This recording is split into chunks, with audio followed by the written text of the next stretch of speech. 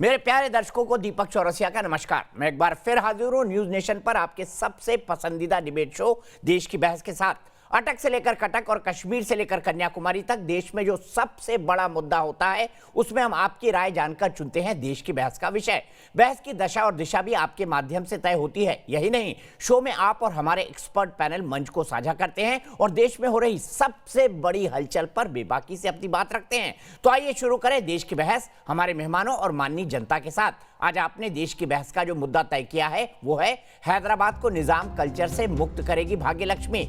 इसे 89% लोगों ने वोट देकर देश की बहस का मुद्दा बनाना चाहा है। उत्तर प्रदेश के मुख्यमंत्री योगी आदित्यनाथ की माने तो हैदराबाद को भाग्यनगर नाम रखने का सही मतलब है समृद्धि से जोड़ना। इसीलिए भाग्यनगर समृद्धि के प्रतीक के तौर पर जाना जाए। देखा जाए तो हैदराबाद अब बड़ी बड़ी आईटी कंपनी और न्यू इंडिया की तस्वीर का बड़ा प्रतीक है। ऐसे में अब निजाम कल्चर का यहां बोलबाला शायद नहीं हो सकता। इसीलिए योगी आदित्यनाथ जी ने यह बात कही है। इसलिए चार मीनार यहां की पहचान नहीं बल्कि समृद्धि की देवी भाग्य लक्ष्मी का मंदिर यहां का सबसे बड़ा आस्था का केंद्र हो। हैदराबाद के निगम चुनाव के बीच एक बार फिर सुर्खियों में आया, लेकिन एआईएमआईएम अध्यक्ष असदुद्दीन ओवैसी को यह बात नागवार गुजरी और वो इस बयान के विरोध में आ खड़े हुए हैं। जबकि गृह मंत्री अमित शाह ने भी साफ कर दिया है कि हैदराबाद का निजाम कल्चर खत्म होना चाहिए।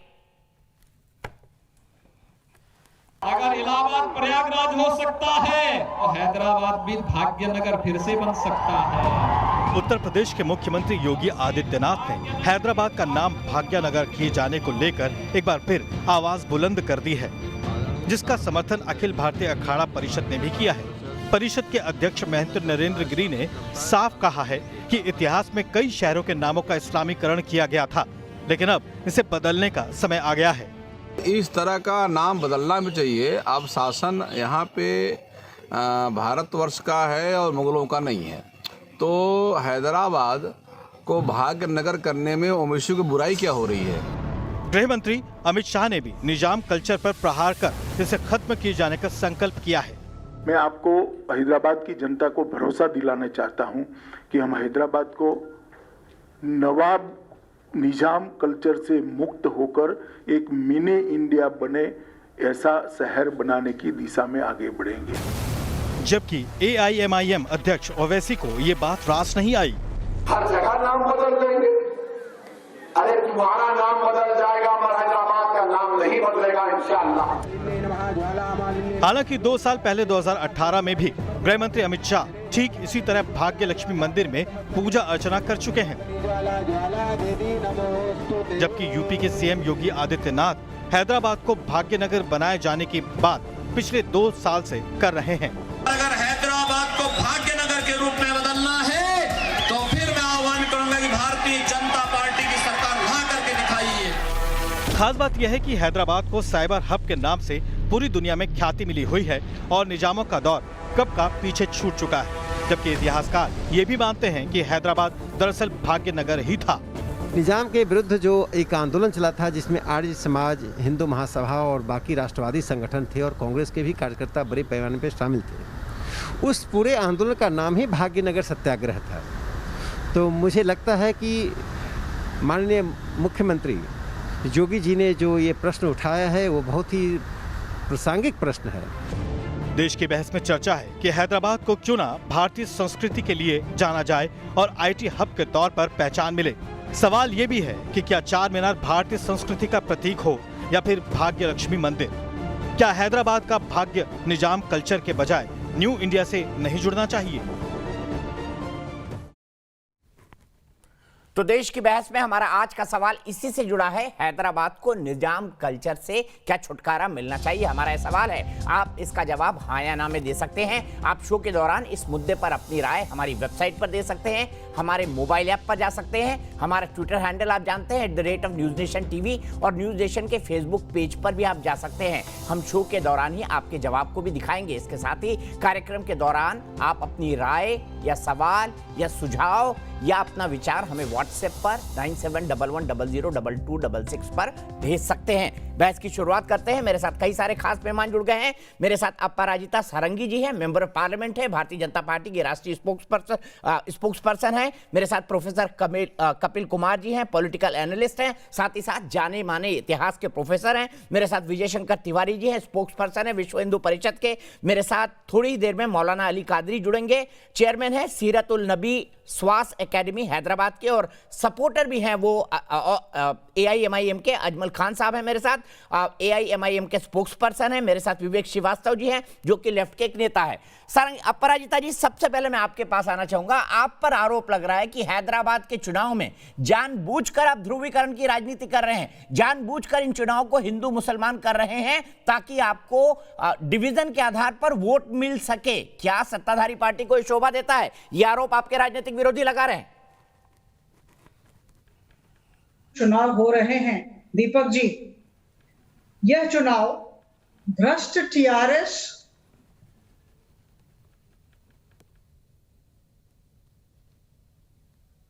मुझे लगता है अपराजिता जी से मेरा संपर्क टूट गया है। मैं सीधे AIMIM के अजमल खान साहब के पास चलता हूं। अजमल खान साहब, मैं आपसे जानना चाहता हूं, आप कह रहे हैं कि भारतीय जनता पार्टी पोलराइजेशन की राजनीति कर रही है, लेकिन आपकी पार्टी का नाम ही इत्तेहादुल मुस्लिमीन यानी मुसलमानों के इत्तेहाद यानी यूनिटी से शुरू होता है। ऐसे में आप कैसे आरोप लगा सकते हैं धार्मिक ध्रुवीकरण का? आपकी तो पार्टी ही धर्म के आधार पर बनी है। देखिए, आपने अच्छी बात कही है और ऐसा लगता है कि आप बीजेपी के इतिहास को, RSS के इतिहास को नहीं बताना चाहते जानबूझकर भी। RSS की किताबों में लिखा हुआ है धर्म के आधार पर ही उन्हें काम करना है। जिन लोगों ने हिंदुस्तान की आज़ादी में हिस्सा इसलिए नहीं लिया और भगत सिंह के बलिदान को नकारा, उन्होंने क्या कहा कि भगत सिंह की तरह जान देने का कोई फायदा नहीं है, पर सर आपका संगठन तो ओपन तौर पर 1947 में पाकिस्तान जाने की बात कर रहा था। आप कैसे? अरे मैं उस सवाल, अरे बर्दाश्त करिए दीपक चौरसिया जी, बर्दाश्त करिए, वहां पर आ रहा हूं। अरे भाई आप एंकर बने रहिए, जवाब सुन लीजिए, जवाब सुन लीजिए, एंकर बने रहिए। बोलिए। आपने पहला सवाल बीजेपी का उठाया है ना, तो ऐसे लोगों को, जिसको माननीय अटल बिहारी वाजपेयी जी ने भी कहा कि संघ हमारी आत्मा है और संघ की आत्मा में गोलवारकर और हेडगेवार हैं, उनकी किताबें मौजूद हैं, बंच ऑफ थॉट्स में देख लीजिए, सब जगह मौजूद है क्या कहा गया है। अब रहा सवाल MIM का, हमारे प्रेसिडेंट ने, ओवैसी साहब ने बार बार इस बात को कहा है कि 1958 में जो मजलिस बनी है वो दूसरी मजलिस है, बार बार ये कहा। और हिंदुस्तान के संविधान के अंदर इलेक्शन कमीशन से रजिस्टर्ड पार्टी है। फिर शेक्सपियर ने बहुत पहले कहा, what's in a name, rose is as sweet as with any other name. अगर हमारा प्रेसिडेंट संविधान के दायरे में, संविधान में सेकुलरिज्म की बात करता है तो क्या गलत करता है? आप नाम को लेकर इतना पीछे क्यों पड़े हैं? रहा सवाल हैदराबाद का इलेक्शन, लोकल बॉडीज का इलेक्शन है। हैदराबाद का अगर मेयर भी बना ले, अगर मैं एक हाइपोथेटिकल बात करूं कि अगर बीजेपी मेयर भी बना ले, तो क्या मेयर अथराइज होगा या वहां की स्टेट गवर्नमेंट अथराइज होगी नाम बदलने के लिए? हिंदू मुसलमान के अलावा कोई मुद्दा बीजेपी के पास किसी इलेक्शन में रहा हो तो बता दीजिए। ठीक है, आप ही की बात का जवाब लेता हूं। अपराजिता जी, ये आरोप आप पर लग रहा है कि आप हिंदू मुसलमान कर रहे हैं चुनाव में अपना बेस बढ़ाने के लिए तेलंगाना में। आप सबको नमस्कार। हैदराबाद में जो चुनाव हो रहे हैं, मैं सीधी तरफ और साफ तरीके से कह दूं कि यह भ्रष्ट TRS, उन्मादी मजलिस और पारदर्शी बीजेपी के बीच की लड़ाई है। एक तरफ निजामशाही है, नवाबी कल्चर है, VVIP कल्चर है, और एक तरफ भारतीय जनता पार्टी आम जनता को शासन के केंद्र में रखना चाहती है। हम हैदराबाद की राजनीति को डायनेस्टी से डेमोक्रेसी की तरफ ले जाना चाहते हैं, और इस दिशा में जिस तरह की बातें कही गई हैं हमारे आदरणीय अमित शाह जी के द्वारा और आदरणीय नड्डा जी के द्वारा, मुझे लगता है संदेश बहुत साफ है। हम हैदराबाद को IT हब बनाना चाहते हैं, आधुनिकता का जामा पहनाना चाहते हैं, और इसलिए काफी सारे लोगों के पेट में दर्द हो रहा है। मजलिस के पेट में दर्द हो रहा है, TRS के पेट में दर्द हो रहा है। प्रगति भवन में हमारे मुख्यमंत्री जी बैठते हैं और प्रगति भवन का काम 6 महीने में उन्होंने कर दिया। उन्होंने ये भी कहा था कि हैदराबाद के गरीबों को 2 BHK के घर दिए जाएंगे। 2 BHK के घर अभी तक पूरे नहीं हुए, बहुत कम काम हुआ है, लेकिन प्रगति भवन 6 महीने में हो गया। और ये देखिए, मैं आपको बता दूं, पीएम मोदी के गुड गवर्नेंस मॉडल और टीआरएस के फार्म हाउस गवर्नेंस मॉडल के बीच की लड़ाई है। और आपने देखा किस तरह का काम टीआरएस और मजलिस ने इतने सालों में हैदराबाद में किया। ऐसी बाढ़ आई कि हैदराबाद का नक्शा बदल गया। और जो हमारे मुख्यमंत्री साहब हैं, उन्होंने कभी भी कॉमन लोगों के पास, आम जनता के पास जाने का कष्ट नहीं किया। ओवैसी साहब की भी वही हालत है। देखिए, जो आम जनता के साथ नहीं रहते हैं, उन्हें बड़ी बड़ी बातें कहने का हक नहीं है। बीजेपी आम जनता के साथ रहती आ रही है और रहेगी, और इसलिए हम चाहते हैं कि निजाम कल्चर वहां से उठ जाए और आधुनिकता का जामा हम हैदराबाद को पहनाएं। और मैं ये कह दूं कि अगर फैजाबाद अयोध्या हो सकता है, अगर प्रयागराज इलाहाबाद हो सकता है, तो हैदराबाद भाग्यनगर क्यों नहीं हो सकता है? इसमें दिक्कत क्या है? मुगलों का शासन अभी नहीं है, तो मुझे लगता है कि इसमें किसी को भी किसी तरह की परेशानी नहीं होनी चाहिए। मौलाना कादरी के पास चलता हूं। मौलाना कादरी जी, हैदराबाद भाग्यनगर क्यों नहीं? और आप तो इतने बड़े फैन हैं IMIM के, इस बार तो खुद ओवैसी साहब को महिलाओं ने कुछ दरवाजों से भगा दिया, बोला हमको 10,000 का कंपनसेशन नहीं मिला बाढ़ का। सबने देखी वो तस्वीर है। साहब, आप जिसको भगा दिए कह रहे हैं वो बिल्कुल ही गलत खबर है। ऐसा कहीं पर भी नहीं हुआ। अगर है आपके पास विजुअल तो मुझे बता दीजिए। ठीक है, मैं निकलवाता हूँ। निकलवाइए ओवैसी साहब को। जब एक माता जी से उनकी बहस हुई थी, निकलवाइए, वो 4 दिन पुराना है। ओवैसी साहब को किसी ने भगाया है तो मैं दीपक चौरसिया को ओपन चैलेंज कर रहा हूँ। अभी ये शो में आप विजुअल बताइए मुझे। अभी दिखाता हूँ सर। आप देखते नहीं है टीवी मेरे ख्याल से? ना, चला नेशनल चैनल पे देखता हूँ, बहुत अच्छी तरीके से देखता हूँ। अभी दिखाता हूँ सर, अभी दिखाता हूँ कादरी साहब। लेकिन बताइए, भाग्यनगर में दिक्कत क्या है? निजाम कल्चर से क्यों ना मुक्त हो हैदराबाद? दिखाइए साहब। और रहा सवाल साहब कि हैदराबाद को IT हब जो बनाने की जो बात की जा रही है, तो ऑलरेडी हैदराबाद IT हब है। और यहां पर बीजेपी गवर्नमेंट नहीं होने की वजह से यहां पर कोई सांप्रदायिकता नहीं है, इसीलिए हमारा शहर तरक्की कर रहा है। हमारा शहर IT हब बन चुका है। लेकिन बीजेपी जब यहां नजर डालेगी तो सिर्फ हिंदू मुस्लिम होगा। आज जो हैदराबाद में हिंदू मुस्लिम एकता कायम है, इसको बिगाड़ने की बीजेपी और RSS की साजिश है। जो निजाम कल्चर पे बात कर रहे हैं, तो जगह जगह यहां पर निजाम की निशानियां नजर आएगी। निजाम के नाम को हैदराबाद से नहीं मिटाया जा सकता। ये वही निजाम है ना जो पाकिस्तान जाना चाहते थे मौलाना अली कादरी? ये वही निजाम है ना जो पाकिस्तान जाना चाहते थे? वहां से नहीं हटाया जा सकता। ये वही निजाम है ना जो पाकिस्तान जाना चाहते थे? राजा का नाम वहां से नहीं हटाया जा सकता। वैसे ही मौलाना अली कादरी जी जवाब दीजिए ना, ये वही निजाम है ना जो पाकिस्तान जाना चाहते थे? वही निजाम है ना हैदराबाद के? अरे ये वही निजाम है जो चाइना से अपने देश की लड़ाई हुई थी तो 5 टन सोना हिंदुस्तान को दिया था। ये वो निजाम है जो इस देश का राज प्रमुख था। ये वो निजाम है जो अपनी प्रजा के लिए हर वक्त सोचा करता था। ठीक है, मैं सीधे कपिल कुमार जी के पास चलता हूं। कपिल कुमार जी, इन्होंने निजाम की खूबियां तो बता दी, मुझे बताइए ये वही निजाम नहीं है जो पाकिस्तान के साथ मिलना चाहते थे?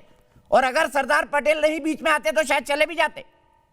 देखिए दीपक जी, ये वही निजाम है जिन निजाम ने रजाकर के साथ मिलकर के जो किसानों का वहां पे तेलंगाना आंदोलन चल रहा था कम्युनिस्ट पार्टी के द्वारा, उनको चुन चुन के दबाया था।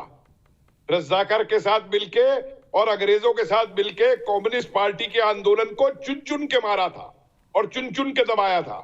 ये वही नवाब है जिसने अपना खजाना जो है अंग्रेजों के हवाई जहाज के अंदर लंदन भेज दिया था, जिसका अभी फैसला हुआ है जाके। ये वही नवाज है जिसने कराची और गोवा के रास्ते भारत का ऑपरेशन पोलो होने से पहले हवाई जहाज भर भर करके अस्त्र वहां पे मंगवाए थे। सर और ये इसका वही निजाम हवाला है जिसके क्या अंदर आप कोई रज़ाकरों ने किताब के जरिए दे सकते निजाम हैं? के इलाकों में ही नहीं, बाहर के इलाकों आप में सिर्फ निकल इल्जाम करके पे इल्जाम लगा रहे हैं सर। आप इसका हवाला भी तो दे दीजिए ना। जब आप तारीख बयान कर रहे हैं, जैसा कि मैंने आपको कहा कि निजाम ने हमारे देश को सोना गिफ्ट किया था। मौलाना काजी सुन तो लीजिए, आप अधूरी बातें सुन रहे हैं, सुन लीजिए ना। कपिल कुमार देश के जाने माने इतिहासकार हैं, सुन तो लीजिए उनसे। बैठे हैं, उनसे पूछ लीजिए, वो बताएंगे कि कम्युनिस्टों के ऊपर निजाम ने रजाकर से मिलकर के क्या क्या किया था। क्या कम्युनिस्टों ने कभी निजाम की हुकूमत को माना? क्यों लड़े कम्युनिस्ट वहां पे निजाम के साथ में? क्यों मारा गया उनको? विवेक जी से पूछिए, विवेक जी आपको तेलंगाना मूवमेंट का इतिहास सुनाएंगे नहीं वहां माना। पे क्या हुआ था। और उसी तेलंगाना विवेक जी आज तो आप गुंडों में फंस गए हैं। देखिए आपके ही आंदोलन को कुचला था निजाम ने, ऐसा नहीं। इस फैक्ट को कैसे नकारेंगे आप? नहीं, जो कपिल कुमार जी, हाँ सुन लीजिए, अब आप कपिल कुमार जी जो कह रहे हैं वो ठीक बात कह रहे हैं। उस वक्त आंदोलन हुआ था और कम्युनिस्टों को दबाया गया था, गोलियां भी चली थी, बहुत से शहीद भी हुए थे, ये एक अलग इशू है। लेकिन अब सारे मुसलमानों के नामों पे जितने शहर हिंदुस्तान में हैं उनको आप बदल करके एक हिंदू नाम देना चाहेंगे, तो ये तो एक गलत चीज है। क्यों ना देना चाहे भाई? मुसलमान सूफीज्म ये भी विवेक हिंदू जी क्यों ना संस्कृति का देना पार्ट है, चाहें? इंडियन संस्कृति का। क्योंकि भारतीय संस्कृति, इसलिए क्योंकि भारतीय संस्कृति में अब कहीं ना कहीं आपको मानना पड़ेगा कि सर्वधर्म सद्भावना एक पार्ट है। अन्य धर्मों के लोग भी रहते हैं, उनके नाम पे भी शहर है, उनका भी एक कल्चर रहा है, उनका भी हजारों साल पुराना एक इतिहास हमारे देश से जुड़ा है। अब आप सिलेक्टिव होकर के सिलेक्टिव हिंदुइज्म की बात अगर करेंगे तो गलत है। मैं ओवैसी साहब का बिल्कुल समर्थन नहीं करता। श्रीवास्तव जी, उसी हिंदुइज्म ने आपका नाम विवेक रखा है, उसी हिंदुइज्म ने आपका नाम विवेक रखा है। कपिल कुमार जी, कपिल कुमार जी कुछ कहना चाहते हैं? देखिए साहब, हिंदू नाम वाले अमेरिका में भी जाके काम करते हैं। जी दीपक जी, ये पूछिए कि भाग्यनगर का नाम किसने रखा था? भाग्यनगर नाम रखा था कुतुबशाही लोगों ने। नामों से आप करना क्या चाहते हैं? मैं फैजाबाद 15 दिन पहले होकर के आया हूँ, 15 दिन पहले फैजाबाद होकर के आया हूँ। कपिल कुमार जी सुन लीजिए, 15 दिन पहले, नहीं आप सुनिए, अयोध्या बोलिए विवेक जी, नामों को बदलने से कोई नाम नहीं रहा। अयोध्या बोलिए विवेक जी, गलत नाम मत बोलिए। अयोध्या बोलिए विवेक जी, होने वाला है। फैजाबाद आज भी वैसा ही है, फैजाबाद की ट्रेन आज भी वही है। एक के बाद एक अरे सर अयोध्या बोलिए, आप फैजाबाद क्यों बोल रहे हैं? नाम होता है मद्रास का। अयोध्या नहीं बोलेंगे हम तो, फैजाबाद ही मानते हैं भी उसको। गजब बात है विवेक जी। नामों को देखिए बदलने विजय से शंकर तिवारी नहीं जी, होती है। विवेक जी अयोध्या मानने को भी तैयार नहीं है, अयोध्या बोलने को भी तैयार नहीं है। एडमिनिस्ट्रेटिव रिफॉर्म से होता है चेन्नई। अरे भाई आप एडमिनिस्ट्रेटिव रिफॉर्म्स लाइए ना, ये शहरों के नाम बदलने से क्या होगा? वो सब बहुत बढ़िया इससे है, कुछ नहीं होगा, ये गलत है। एक धर्म विशेष को, मेजॉरिटी को अपीज करने के लिए अगर भारतीय जनता पार्टी नामों को बदलेगी तो हम उसके खिलाफ हैं। हम कोई इस्लामिक टेररिज्म के फेवर में नहीं है, हम MIM के साथ भी नहीं है, हम ओवैसी के साथ भी नहीं है।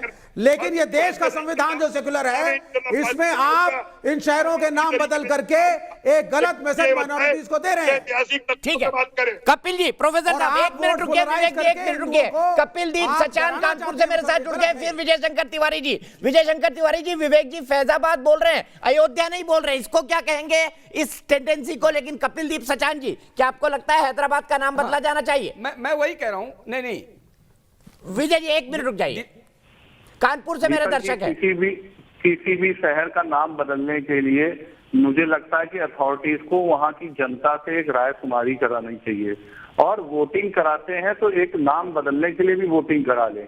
अगर बहुसंख्यक में जनता कहती है कि नहीं नाम बदला जाना चाहिए तो नाम बदल जाना चाहिए निश्चित रूप से। ठीक है, आपको लगता है नाम बदल जाना चाहिए। तिवारी जी आप बताइए, फैजाबाद को अयोध्या नहीं कह रहे हैं विवेक श्रीवास्तव जी, क्यों? ये कौन सी मानसिकता दर्शाता है? मैं वही कह रहा हूं। अभी नहीं, अभी मैं आपको बता रहा हूं। अगर एक बात ये कह रहे थे कि नाम बदलने से क्या होता, अगर नाम बदलने से कुछ नहीं होता है तो प्रयागराज को इलाहाबाद क्यों किया गया? अयोध्या का नाम क्यों बदला गया? ये हैदराबाद क्यों किया गया? ये वास्तव में रामकृष्ण की धरती है, ये किसी हैदर की धरती नहीं है, किसी गोरी की धरती नहीं है, किसी गजनी की धरती नहीं है, किसी औरंगजेब की धरती नहीं है, किसी बाबर की धरती नहीं है। ये धरती ऋषियों की है, उनके नाम पर ये नाम थे, लेकिन लुटेरों ने इनके नाम बदले।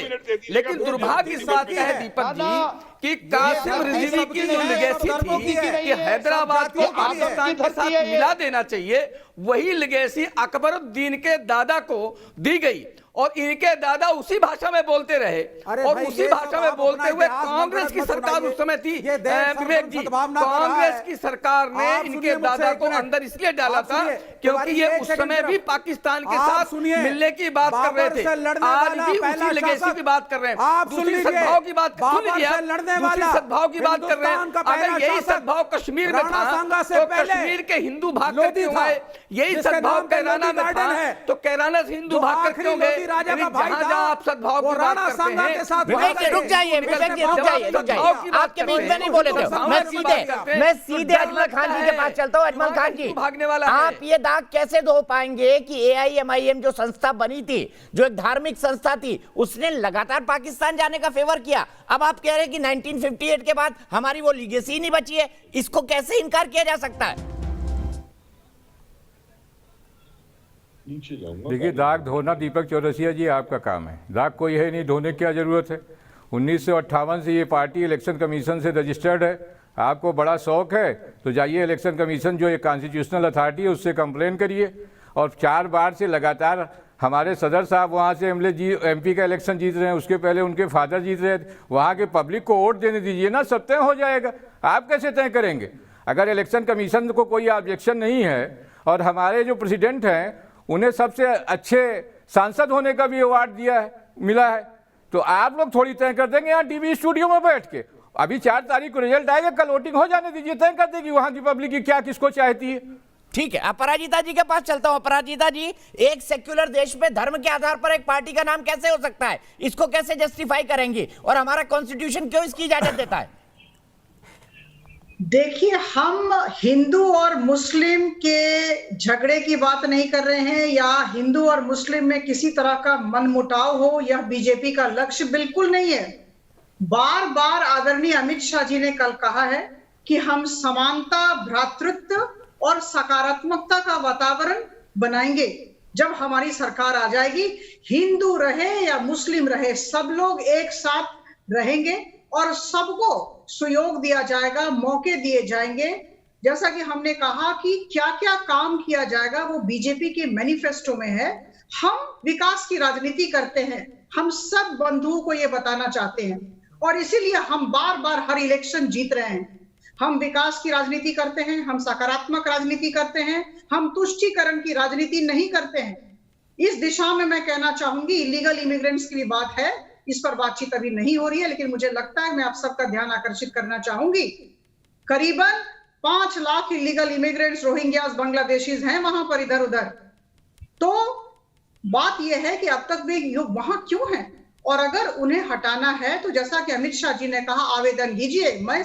मैं संसद में बैठती हूँ, लोकसभा में बैठती हूँ, और जिस तरह का हंगामा ये लोग करते हैं ये नहीं होना चाहिए। तो अगर उन्हें डिपोर्ट करना है, उन्हें बाहर करना है, तो ये लिख के दे, जैसा कि अमित शाह साहब ने कहा, तो ये हो जाएगा। हमें निजाम कल्चर को हटाना है, इसका मतलब ये हुआ कि वीवीआईपी कल्चर को हटाना है। मैं पुनरावृत्ति करूंगी, आम जनता को शासन के केंद्र में भारतीय जनता पार्टी लाना चाहती है। कोई भी चीज हम विकास करना चाहते हैं हैदराबाद का। आप उसके खिलाफ 150 वार्ड में, आप विकास के लिए नहीं, 150 वार्ड में हम अपनी जीत तय करेंगे इस बार और हमारा मेयर होगा। विकास की बात देखिएगा, उसके बाद सीधे मौलाना कादरी के पास चलता हूं। मौलाना कादरी, देश की इकलौती ऐसी राजनीतिक पार्टी है ऑल इंडिया मजलिस इत्तेहादुल मुस्लिमीन, जिसने आज तक अपना कोई मैनिफेस्टो ही नहीं जारी किया। ऐसा क्या आपका एजेंडा है कि आप मैनिफेस्टो नहीं जारी करते? और दूसरी बात, ये इत्तेहाद सिर्फ मुस्लिमीन लोगों के लिए क्यों, हिंदुस्तानी के लिए क्यों नहीं? मजलिस हिंदुस्तानी के लिए क्यों नहीं, मुसलमान के लिए क्यों, ये भी बताइए मुझे। सुनिए दीपक जी, सबसे पहले तो यह है कि वो पार्टीज अपना मैनिफेस्टो देते हैं जो झूठ के ऊपर काम करते हैं। जिस तरीके से 15 लाख रुपए हर भारतीय के अकाउंट में आने वाले थे जो आज तक नहीं आए, ऐसी पार्टीज जो अपना मैनिफेस्टो देती है। जहां तक के ओवैसी साहब और ओवैसी साहब के पार्टी का ताल्लुक है, वो लोग बिल्कुल ही जमीन से जुड़े हुए लोग हैं और वो जनता के बीच में रहते हैं। वो आपकी पिक्चर निकल रही है कादरी साहब, आप रुकिएगा, आप जाइएगा मत। अभी मैं पिक्चर्स दिखा रहा हूं जहां से लोगों ने कहा AIMIM के सदर को कि भाई आपने 10,000 रुपए नहीं दिए, यहाँ पे कैंपेन मत करिए। दिखाऊंगा, आप अपनी बात कंप्लीट करिए, निकालिए वो पिक्चर। नीरज, फोटोशॉप कैसा हुआ है?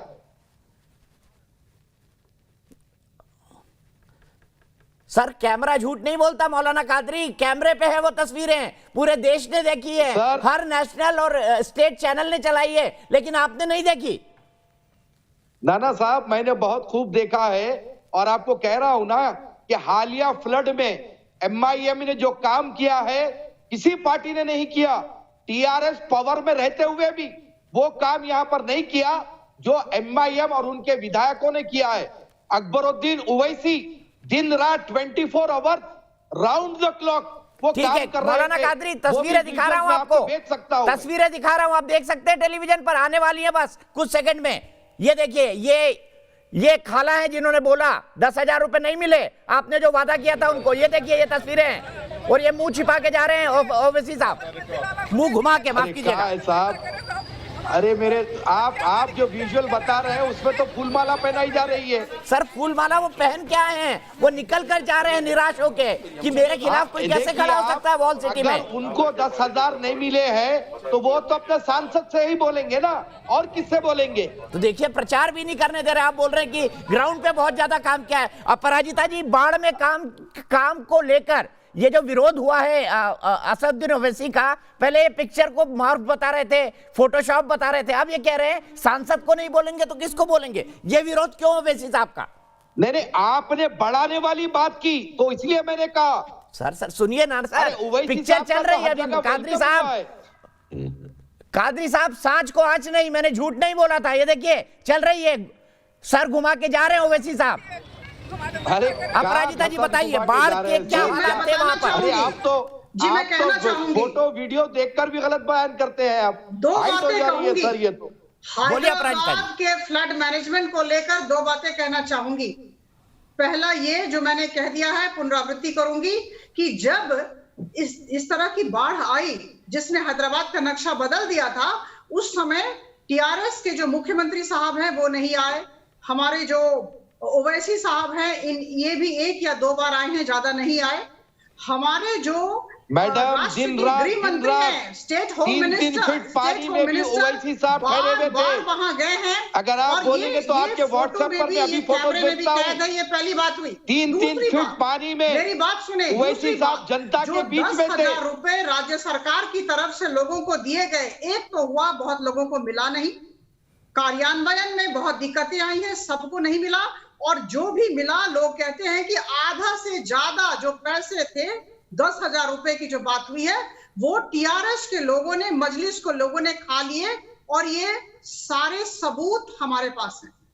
तो आप समझिए क्या गलत, बिल्कुल गलत कह रही हैं आप। अजमल खान साहब के पास चलता हूं। अजमल खान जी, आप पर संगीन आरोप लगा रही है भारतीय जनता पार्टी। अजमल खान साहब, आप क्या कहेंगे फ्लड रिलीफ के काम को लेकर? इनका ये आरोप है कि इनको चुप कराइए तो कुछ कहे ना, इनको चुप तो कराइए। इनका आप ये गलत एलिगेशन लगाना छोड़िए आप लोग। मौलाना कादरी, अजमल साहब बोल रहे हैं आपकी तरफ से, अजमल खान साहब बोलिए, फिर कपिल कुमार जी। भाजपा के लोगों के झूठ बोलने का जो रिकॉर्ड है टॉप टू बॉटम, उस पर मुझे कुछ कहना नहीं है, आप भी जानते होंगे दीपक जी। और रहा सवाल आरोप का, तो आरोप तो कोई भी लगा दे, विपक्षी पॉलिटिकल पार्टी है।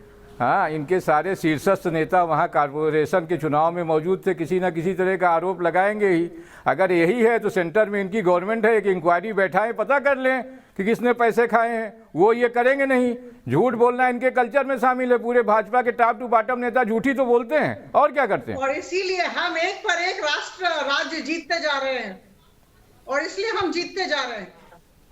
सर ये अरे आप हिंदू राष्ट्र की बात करती रही हैं, वो करती रही है, उससे हमें कोई दिक्कत नहीं है। बाकी इलेक्शन जीतना, ये कॉर्पोरेशन का इलेक्शन है, 4 तारीख को रिजल्ट आएगा। राजनीति करते हैं, जो सही है उसे सबके सामने लाते हैं, और इसीलिए हम एक राज्य के बाद दूसरे राज्य को जीतते जा रहे हैं। और अब आप देखेंगे हैदराबाद इलेक्शन में हमारा ही मेयर चुनाएगा। चुनाव ठीक है, जीत आप जाएगा। 51 सीटों पर लड़ रहे हैं, ये 150 जी, सीटों जी, पर मैं ये भी भी है, देखूंगा ये और आप भी हकीकत है। देखेंगे 4 तारीख को प्रोफेसर रिजल्ट कपिल आएगा, कुमार, हम मैं 51 जानना सीटों पर चाहता लड़ रहे हूं, हैं। इतिहास आप में देखिएगा। नाम बदलने का कल्चर कब से शुरू हुआ? क्यों शहरों के नाम बदले गए? क्यों शहरों के नए नाम दिए गए? और इससे क्या साबित करना चाहते थे उस जमाने के लोग?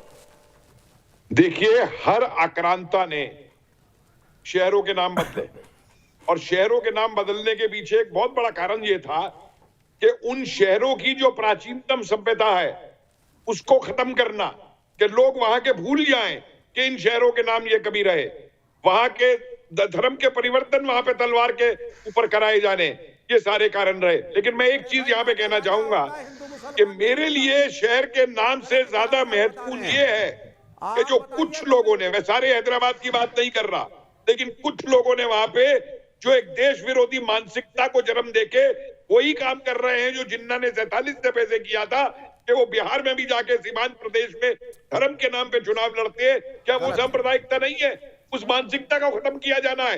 ये भाईजान बोल रहे थे MIM के कि बीजेपी झूठ बोलती है और बीजेपी धर्मांतता करती है।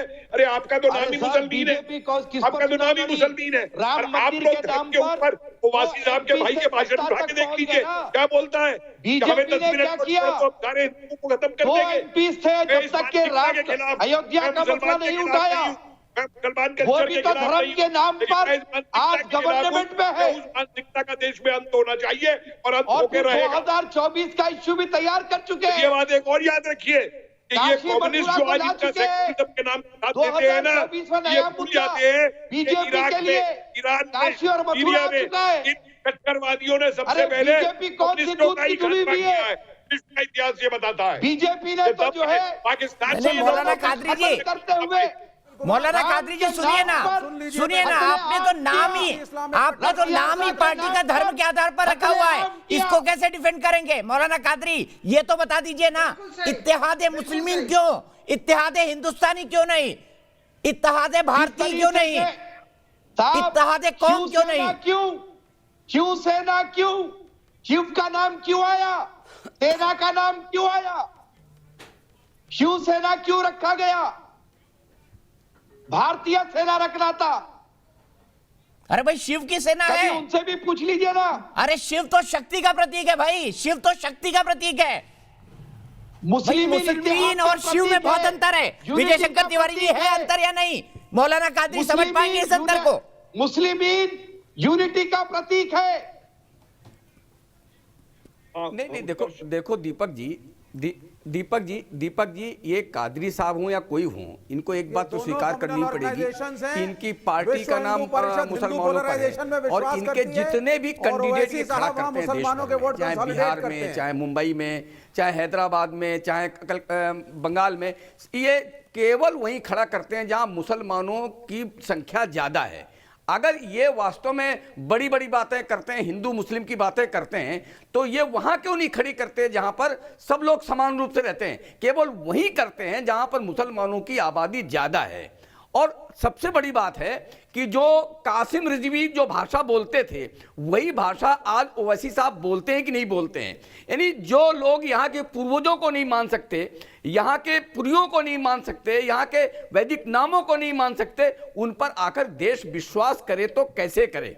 यानी ये कहते हैं विश्वास भी करो, और हम सद्भावना की बात करते हैं, लेकिन जहां जहां सद्भावना करते हैं वहां से हिंदू निकाल कर भाग देते हैं। यानी आज जहां ओवैसी चुनाव लड़ते हैं हैदराबाद से, वहां हिंदू सुख चैन से नहीं रहता है, वहां आज भी वो प्रताड़ित किया जाता है। तो इसकी इस बात को नहीं मानेंगे, सद्भावना की बात करेंगे। मैं ये कहता हूं कि ये पूरी तरीके से सांप्रदायिक पार्टी है, इनका भारत की लेगेसी से कोई लेना देना नहीं है, न ही भारत की बात करते हैं, न ही भारत के हित की सोच सकते हैं ये। ठीक है, मैं अजमल खान साहब से पूछता हूं। खान साहब, आप वही चुनाव क्या लड़ते हैं जहां पर मुसलमान बहुसंख्यक होते हैं या माइनॉरिटी बहुसंख्यक होते हैं?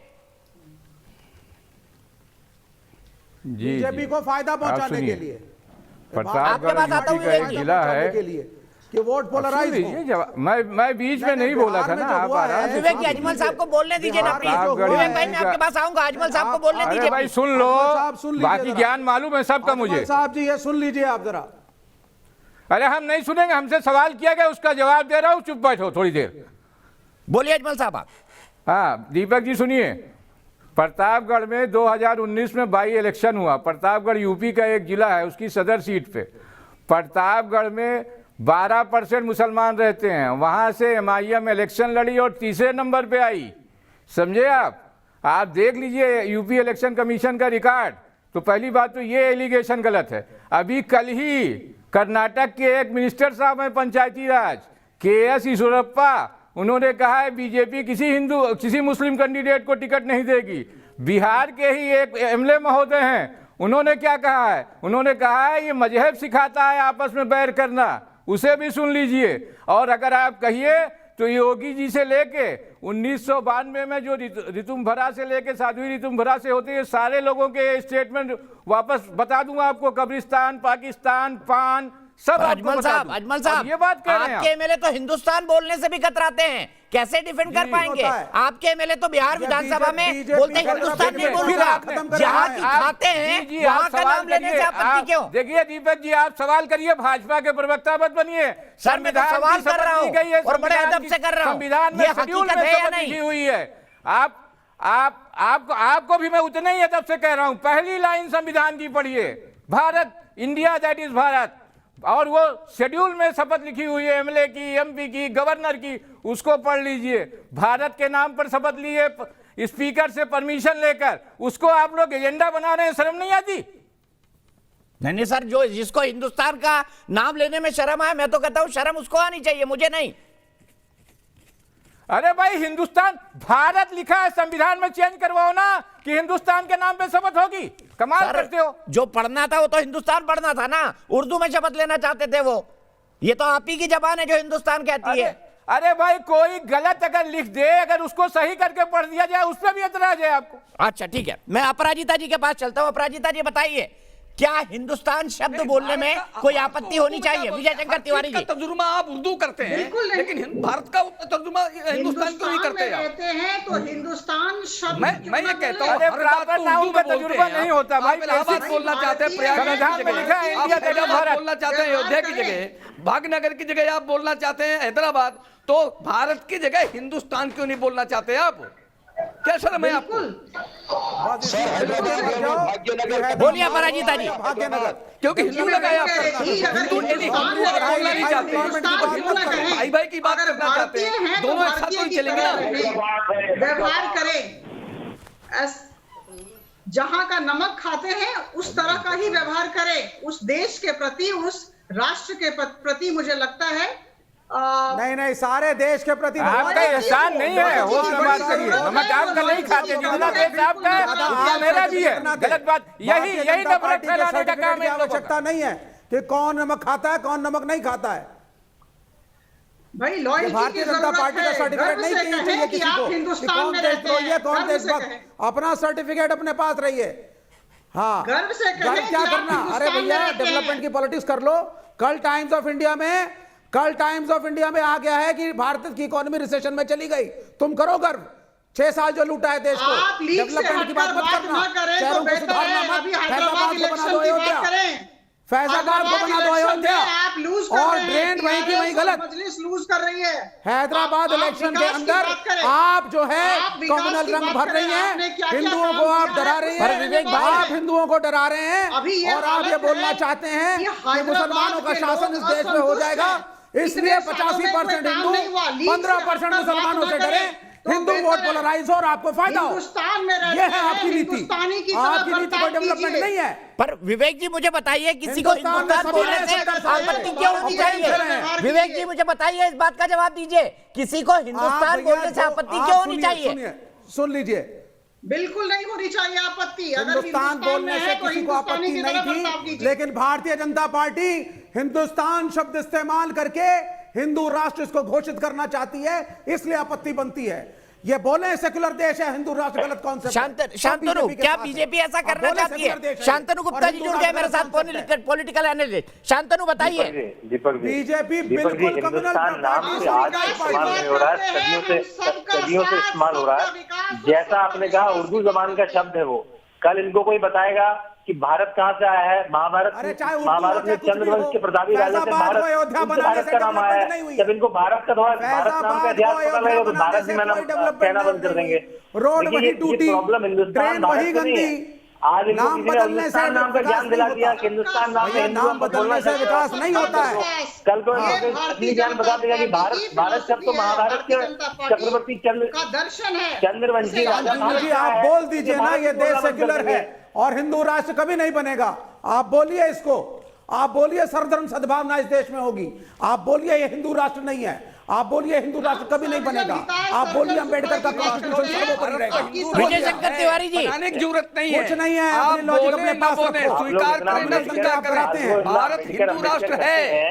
एक बात आपके स्वीकार करने में कुछ नहीं होने वाला है। सेकुलर देश है, देश में 80% हिंदू रहता है, सभी धर्मों का है, लेकिन सभी जातियों का है, सेक्युलरिज्म के नाम पर देश के इतिहास, परंपरा और संस्कृति को भुला दिया जाए। जवाब दीजिए मुझे, भुला दिया जाए देश के इतिहास, परंपरा और संस्कृति को।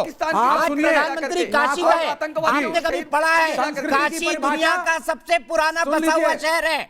क्या इस इतिहास को मिटा देंगे आप? परिभाषा दीपक जी, संस्कृति आप सुन ले सर, संस्कृति की परिभाषा समय के हिसाब से बदलती है। एक समय था, उसके बाद अन्य धर्म भी इस देश में आए हैं। यहाँ के नागरिक जो दलित थे, पीड़ित थे, वो उसमें कन्वर्ट हुए हैं। ये भी हमारी संस्कृति का पार्ट है। लाल किला भी हमारी संस्कृति का पार्ट है, अयोध्या का मंदिर भी संस्कृति का पार्ट हो सकता है। आपको सबको एक्सेप्ट करना पड़ेगा और प्रेम के साथ रह के हिंदू मुसलमान को मिलकर के देश को प्रगति के पथ पे लाना पड़ेगा। अगर आप डिविजिव पॉलिटिक्स करेंगे और भारतीय जनता पार्टी डराएगी हिंदू जो कि 85% है, ये 15% मुसलमान, सवाल का जवाब नहीं दिया।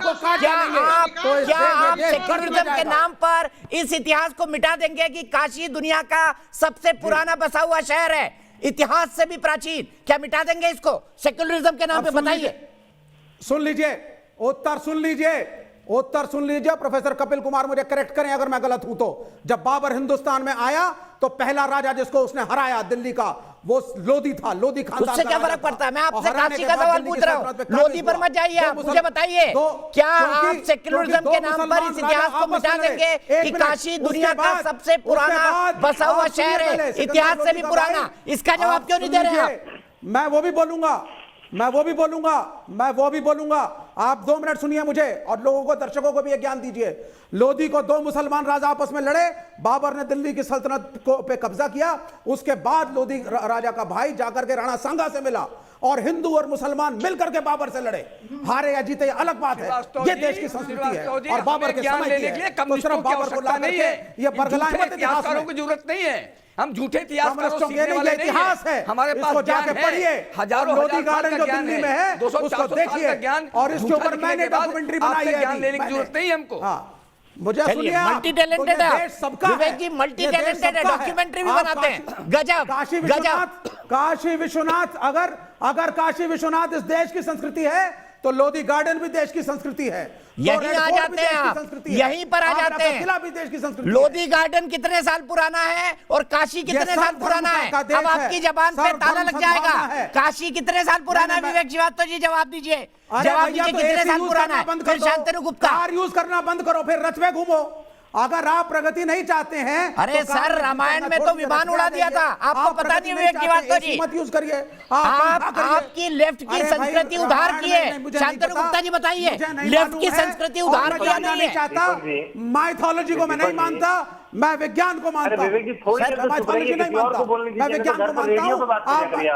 आप ऐसा करें ना, नहीं आप प्रण कर लीजिए कि शांतनु की बात सुन लीजिए, चैनल मत खोलिए, आप सैटेलाइट का प्रयोग मत करिए। दीपक जी अगर आप मुझे बोलने का मौका दें। शांतनु बोलिए, आप बोलिए। 1947 में जब 1947 में अंग्रेज बैठा जब रोड के नाम चेंज हुए, एक रोड हुआ करती थी किंग्स रोड, एक रोड हुआ करती थी क्वींस रोड। नेहरू जी ने उनके नाम तो राजपथ रख दिया, जनपद रख दिया। जब नाम आया कि औरंगजेब रोड का नाम चेंज करे, वो बहुत बड़ा आतंकवादी था। लेकिन नहीं, उससे तो मुस्लिम वोट बैंक चला जाता था। तो रोडों पे में आप किसी सिख परिवार से पूछ लीजिए, कोई मुस्लिम वोट बैंक नहीं है। गुरु का भारत का मुसलमान औरंगजेब के साथ कभी नहीं खड़ा हुआ। भारत का मुसलमान महाबली अकबर के साथ खड़ा हुआ है जो सेकुलर था। इनके लिए औरंगजेब हीरो है। भारत का मुसलमान अंग्रेजों के औरंगजेब के साथ नहीं था। ये है मिक्सचर। भारत का मुसलमान अकबर के साथ खड़ा है, कब तक वोट बैंक जो सम्राट अशोक के बाद इस देश का सबसे बड़ा राजा था। बहुत समय हो गया, अब तो इस देश के हो जाइए। कोई वोट बैंक की राजनीति नहीं है, ये गलत नैरेटिव है। देश के मुसलमान को देश का इतिहास पता है और देश का मुसलमान कॉन्स्टिट्यूशन को मानता है। फिर भी इस देश के नहीं हुए। सर, एक काशी विश्वनाथ जो इतिहास से भी ज्यादा प्राचीन है, इसके काशी विश्वनाथ मंदिर को किसने तोड़ा था ये भी बता दीजिए विवेक जी। थोड़ा इतिहास मुझे भी पढ़ा दीजिए। अगर काशी नहीं सुन लीजिए, राजा होता था, राजा आपस में लड़ते थे, राजाओं के। आज आप डेमोक्रेसी में हैं और आप डेमोक्रेसी में डेमोक्रेसी की बात करिए। मैंने आपको शो पे पहले सम्राट अशोक और कलिंग के साम्राज्य की बात नहीं करी। गजब तर्क देते हैं, गजब तर्क देते हैं विवेक जी। सीधे चलता हूं प्रयागराज राम मिश्रा के पास। एक मिनट रुक जाइए विवेक जी, रुक जाइए। राम मिश्रा मेरे एक दर्शक प्रयागराज से जुड़ रहे हैं। राम मिश्रा जी, क्या नाम बदला जाना चाहिए भाग्यनगर, बताइए आप।